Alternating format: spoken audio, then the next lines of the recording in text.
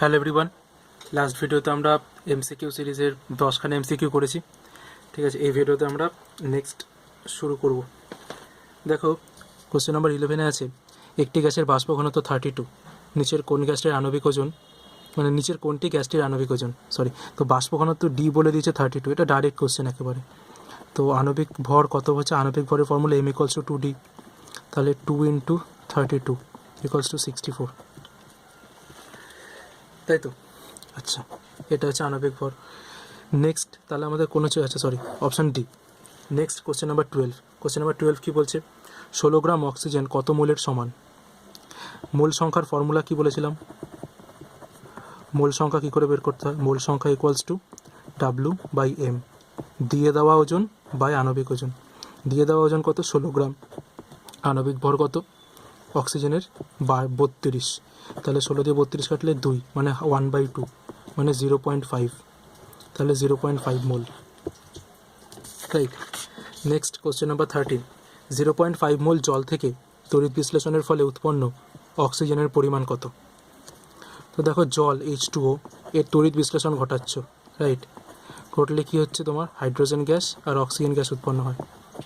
Balance করি, oxygen এখানে দুটো আছে, এখানে একটা আছে, তাহলে এখানে 2 দিয়ে দিই। এখানে হাইড্রোজেন আছে 2 × 2 = 4, এখানে দুটো, তাহলে এখানে 2। তাহলে এটাকে আমি যদি মোল সংখ্যা দিয়ে লিখি, দেখো স্টয়চিওমেট্রির আমরা যদি ভিডিও 1টা তোমরা দেখে থাকো, তো আমি সেখানে বলেছি এই আগে ব্যালেন্সের আগে যে সংখ্যাগুলো থাকে সেটা হচ্ছে মোল সংখ্যা হয়, তাই তো। তাহলে আমি বলতে পারি 2 মোল জল এর তড়িৎ বিশ্লেষণে 2 মোল হাইড্রোজেন গ্যাস আর 1 মোল অক্সিজেন গ্যাস উৎপন্ন হয়, রাইট। তো এবার তাহলে এবার আমি দেখি আমাদের যে 0.5 মোল জল বলেছে, তাহলে 0.5 মোলে কী হয়? তাহলে আমি লিখে দিই 2 মোল H2O তড়িৎ বিশ্লেষণে 1 মোল O2 উৎপন্ন হচ্ছে, তাই তো। তাহলে 0.5 মোলে কী হবে? 0.5 মোল জলের তড়িৎ বিশ্লেষণে কী হচ্ছে, কত মোল? তাহলে দেখো 1/2 × 0.5, তাই তো, এত মোল অক্সিজেন। 0.5 মানে কত? 1/2 মানে কত? 1/4, এত মোল অক্সিজেন, তাই তো। এবার দেখো 1 মোল অক্সিজেন মানে কত গ্রাম অক্সিজেন? 1 মোল অক্সিজেন মানে 32 গ্রাম অক্সিজেন। তাহলে 1/4 মোল, 1/4 মোল অক্সিজেন মানে কত? 1/4 × 32 গ্রাম, 4 × 8 = 32, তাহলে 8 গ্রাম। Option B correct, right. Next দেখো, কোশ্চেন নাম্বার 14 বলছে E = mc² সূত্রের প্রবক্তাকে। এটা বিশ্ববিখ্যাত ফর্মুলাটা সবাই জানে, আইনস্টাইন, রাইট। ওকে, নেক্সট কোশ্চেন দেখো, কোশ্চেন নাম্বার 15। 1.2 গ্রাম কার্বনের সম্পূর্ণ দহনে উৎপন্ন CO2 এর STPতে আয়তন কত? তো আমরা বিক্রিয়াটা লিখে নিই, C+O2 থেকে CO2। ব্যালেন্স করা আছে নাকি দেখি, দুটো অক্সিজেন, একটা কার্বন, ব্যালেন্স আছে। তো দেখো এখানে বলেছে কার্বন আর CO2 এই দুটো দরকার, তাই তো। কিন্তু এখানে বলেছে দেখো 1.2 গ্রাম ভর আর আমাদের আয়তন বের করতে হবে।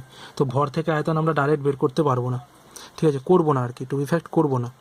আমরা কি করব, ভর থেকে ভর নেব, তারপর সেখান থেকে আয়তন বের করব, ঠিক আছে। তো দেখো এখানে তো কার্বন আছে, তাহলে কার্বন কত? 12 গ্রাম, তাহলে 12 গ্রাম লিখবো না এখানে। আর CO2 কত বলেছি? 44, তাই তো। তাহলে তুমি এখান থেকে কী বলতে পারো, 12 গ্রাম কার্বন থেকে তুমি 44 গ্রাম CO2 পাচ্ছ, রাইট। তাহলে 1 গ্রাম কার্বন থেকে তুমি কত গ্রাম CO2 পাবে? 44/12 গ্রাম CO2 পাবে। তোমার এখানে 1.2 গ্রাম চেয়েছে, তাহলে 1.2 গ্রাম সি থেকে, কার্বন থেকে 44/12 গুণ 1.2 গ্রাম CO2, তাহলে 12 আর 1.2 কাটো, তাহলে দেখো কত হচ্ছে। আচ্ছা, দশমিক তুলে নিচে 10, 12 কেটে গেল, তাহলে হচ্ছে 4.4 গ্রাম CO2, তাই তো। এবার দেখো, এবার আমাদের আয়তন বের করতে হবে, যে 4.4 গ্রাম CO2 STPতে আয়তন কত। এবার দেখো STPতে আমরা কি জানি, 44 গ্রাম CO2 আয়তন হচ্ছে কি তোমার 22.4 লিটার। তাহলে 1 গ্রামের কত? 22.4 ভাগ 44 লিটার, তাহলে 4.4 গ্রামের কত?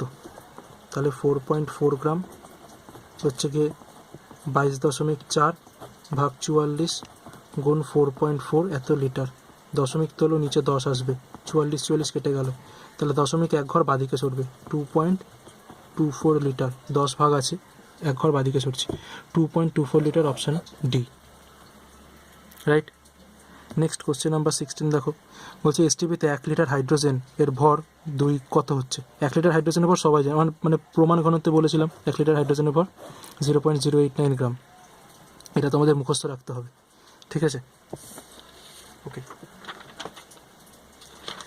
আচ্ছা, নেক্সট কোশ্চেন নাম্বার 17 কী বলছে, এসটিপিতে 11.2 লিটার একটি গ্যাসের ভর 22 গ্রাম, গ্যাসটির আণবিক ভর নিচে কত। দেখো আণবিক ভর মানে কত লিটারে আণবিক ভর হয়, 22.4 লিটারে, তাই তো। তাহলে আমাদের দেখো এসটিপিতে 11.2 লিটারে ভর বলে দিয়েছে, তাহলে আমরা 22.4 লিটারে ভর বের করব, যেটা বেরোবে সেটা আণবিক ভর হবে, তাই তো। তাহলে এসটিপিতে 11.2 লিটারের ভর 22 গ্রাম, তাহলে 1 লিটারের ভর 22 ডিভাইডেড বাই 11.2 গ্রাম, আর আমাদের দরকার কত, যে কোনো গ্যাসের আণবিক ভরের আয়তন হয় 22.4 লিটার, তাহলে 22.4 লিটারের ভর 22 ডিভাইডেড বাই 11.2 ইন্টু 22.4 এত গ্রাম, 11.2কে 22.4 দিয়ে কাটলে হয় 2, 2 ইন্টু 22 হচ্ছে 44 গ্রাম। তোমরা কি বলতে পারবে 44 গ্রাম কার আণবিক ভর? কমেন্ট করে জানাও কার আণবিক ভর, ঠিক আছে, খুবই ইজি, অনেকবার ব্যবহার হয়েছে, হয়তো এরপরেও ব্যবহার হবে। তাহলে কমেন্ট করবে, কোশ্চেন নাম্বার 17-এর অ্যান্সার হচ্ছে CO2 হবে, ঠিক আছে, এরকম। আচ্ছা সরি বলে দিলাম, আচ্ছা এটার কোশ্চেন বলতে হবে না, ঠিক আছে। কোশ্চেন নাম্বার 18 কী বলছে, এসটিপিতে 7 গ্রাম NO2 এর আয়তন, N2 এর আয়তন, এসটিপিতে 7 গ্রাম N2 এর আয়তন। দেখো এসটিপিতে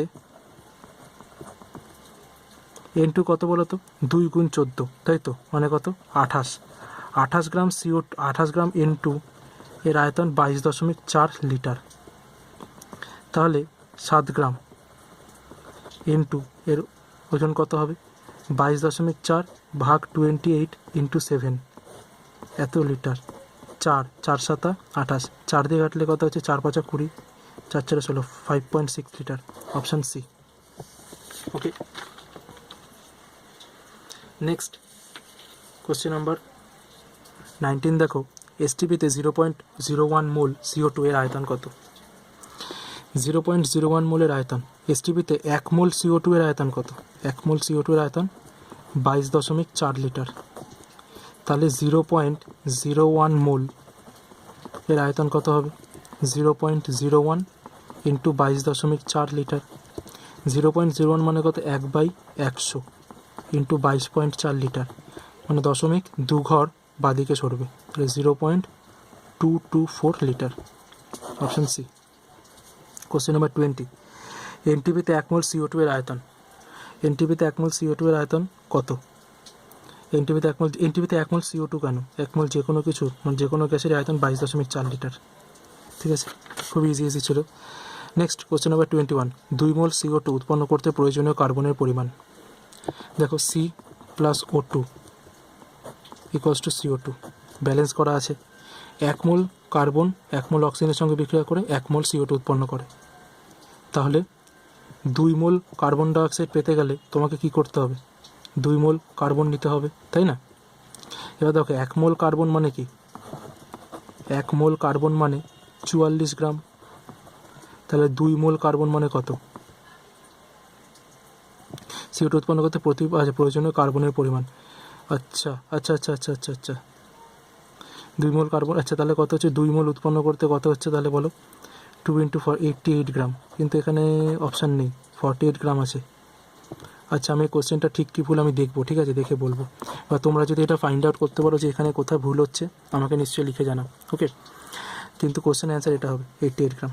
নেক্সট কোশ্চেন নাম্বার 22 দেখো, এসটিপিতে 5.6 লিটার কোনো গ্যাসের ভর 11 গ্রাম, গ্যাসটি হবে কি। দেখো এসটিপিতে 5.6 লিটার কোনো গ্যাসের ভর 11 গ্রাম, তাহলে আমাদেরকে আণবিক ভর জানতে হবে, তাহলে আমরা বলতে পারবো যে গ্যাসটা কি। তাহলে দেখো এসটিপিতে 5.6 লিটার গ্যাসটির ভর হচ্ছে 11 গ্রাম, তা আমাদের আণবিক ভরের আয়তন কত হয়, 22.4 লিটার, 22.4 লিটারে কত হবে, 11/5 5.6 ইন্টু 22.4 এত গ্রাম। তাহলে 5.6 এটা কাটো, কত হয় 4, তাই তো? তাহলে 4 ইন্টু 11 44 গ্রাম। 44 গ্রাম কার আণবিক ভর? CO2, option A, right? Okay, fine. Next আমরা দেখে নেব কোশ্চেন নাম্বার 23। কি বলছে? এসটিপিতে 2.24 লিটার কোনো গ্যাসের ভর 12 গ্রাম হলে গ্যাসটির বাষ্প ঘনত্ব হবে কত? বাষ্প ঘনত্ব মানে কি আমাদের আণবিক ভর লাগবে, সেখান থেকে বাষ্প ঘনত্ব বের করব। তাহলে দেখো এসটিপিতে 2.24 লিটারের ভর হচ্ছে 12 গ্রাম। আমাদের আণবিক ভর মানে কত? 22.4 লিটার। তাহলে 22.4 লিটারের কত হবে? 12/2.24 গুণ 22.4 এত গ্রাম, তাই তো? তাহলে দেখো এখানে দশমিক তুললে নিচে একটা শূন্য আসবে, এখানে দশমিক তুললে ওপরে দুটো শূন্য আসবে, একটা শূন্য দুটো শূন্য কাটলে পড়ে থাকে 10, তাহলে 120 গ্রাম হচ্ছে তোমার এম আণবিক ভর। তাহলে ডি কত হয়? এম ইকুয়ালস টু কত? 2D। তাহলে ডি ইকুয়ালস টু কত? m/2। তাহলে এম হচ্ছে 120/2, তাহলে 2 দিয়ে কাটো, কত হচ্ছে? 60। তাহলে বাষ্প ঘনত্ব কত হচ্ছে? 60।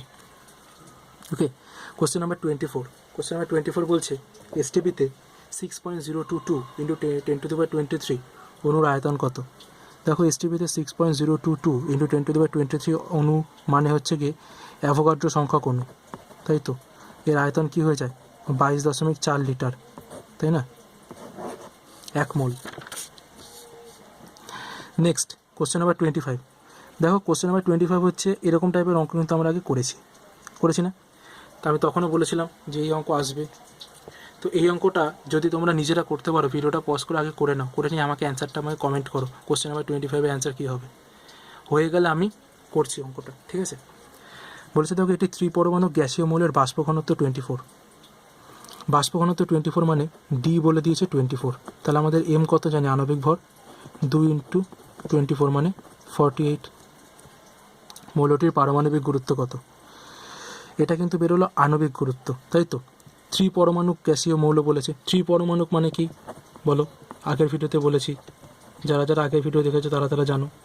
ত্রিপরমাণুক মানে একটি অণু 3টি পরমাণু দ্বারা গঠিত। 3টি পরমাণু দ্বারা গঠিত, রাইট?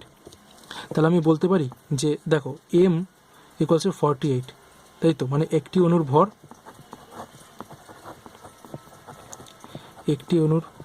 বলতে পারো যে 1 গ্রাম একটি অণুর ভর, তুমি আণবিক ভর মানে একটি অণুর ভর কত হচ্ছে? 48 গ্রাম, তাই তো? নেক্সট তাহলে আমি কি বলতে পারি? 3টি পরমাণুর ভর 48, বা এটাও 48 হচ্ছে। তাহলে একটি পরমাণুর ভর 48/3 মানে কত? 16। তাহলে অপশান বি, রাইট? আচ্ছা, এটা একটি পরমাণুর ভরই কিন্তু পারমাণবিক গুরুত্ব, মনে থাকবে 16। আচ্ছা, নেক্সট কোশ্চেন নাম্বার 26 কি বলছে? গ্যাসের বাষ্প ঘনত্ব ডি, আণবিক ভর এম হলে সম্পর্ক হচ্ছে এম ইকুয়ালস টু 2D, তাই না? আর কিছু হচ্ছে না, এম ইকুয়ালস টু 2D এটাই হচ্ছে। আচ্ছা, এটা ছিল। নেক্সট কোশ্চেন নাম্বার 27 দেখো, বলেছে এনটিপিতে 11.2 লিটার কোনো গ্যাসের ভর 22 গ্রাম, ওই গ্যাসের আণবিক গুরুত্ব কত? আণবিক গুরুত্ব মানে কত? 22.4 লিটার বের করতে হবে। তাহলে দেখো বলেছে এনটিপিতে, এটা কিন্তু লিখতে ভুলবে না, হ্যাঁ? 11.2 লিটার এর ভর কত? 22 গ্রাম। তাহলে আমাদের দরকার কত? 1 লিটার 22/11.2 গ্রাম আর 22.4 লিটার। আণবিক গুরুত্ব মানে 22.4 লিটার, ঠিক আছে? 22/11.2 ইন্টু 22.4 এত গ্রাম। তাহলে এটা দিয়ে এটা কাটো, কত হচ্ছে? 2 ইন্টু 22 করলে কত হয়? 44 এত গ্রাম, তাই তো? তাহলে 44 হচ্ছে, অপশান হচ্ছে আণবিক ভর। কোশ্চেন নাম্বার 28 দেখো কী বলছে? এসটিপিতে 2.24 লিটার কোনো গ্যাসের ভর 3 গ্রাম হলে গ্যাসটির বাষ্প ঘনত্ব কত?